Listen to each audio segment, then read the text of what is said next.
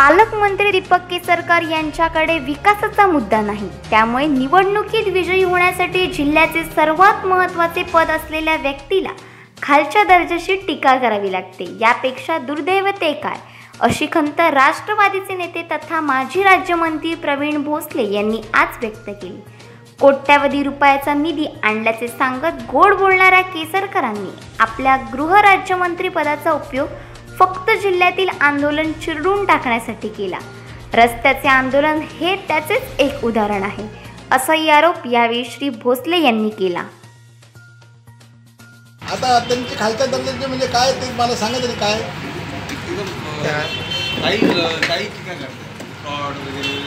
आता फ्रॉड वगैरे ह्या सगळ्या गोष्टी म्हणतायत, दहशत म्हणतायत, या सगळ्या गोष्टी ते म्हणत आहेत। पण एक आपले गृहमंत्री म्हणून गेल्या 5 वर्षामध्ये या गृहमंत्र्याने केलं काय?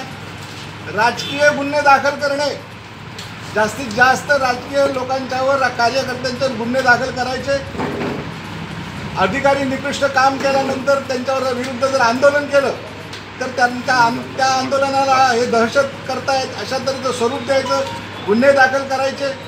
पोलिसांच्या बाबतीत काही पोलीस स्टेशन बांधून ठेवलं। अरे अर्थ खातं तुझ्याकडे होतं का नाही? सावंतवाडीच्या महाराजांचं नाव घेतो, सावंतवाडी संस्थांचं नाव घेतोस। सावंतवाडी संस्थांच्या काळामध्ये पोलीस लाईन केवढी मोठी होती हो आपली, सगळ्या पोलिसांना राहायला घरं होती।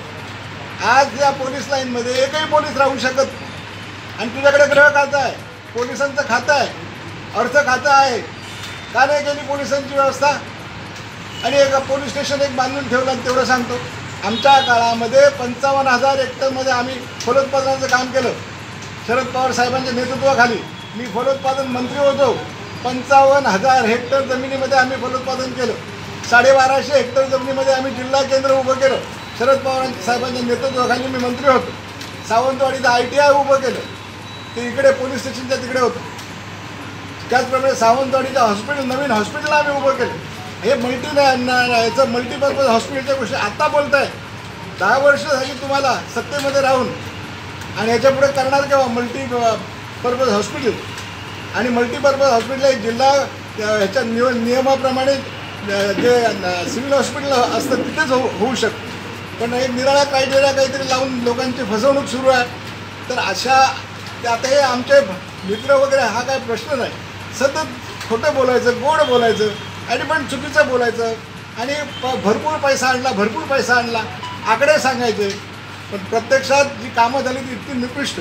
यांचे सगळे कार्यकर्ते, कॉन्ट्रॅक्टर निकृष्ट दर्जाचं काम केलं, खर्च खोटे दाखवले।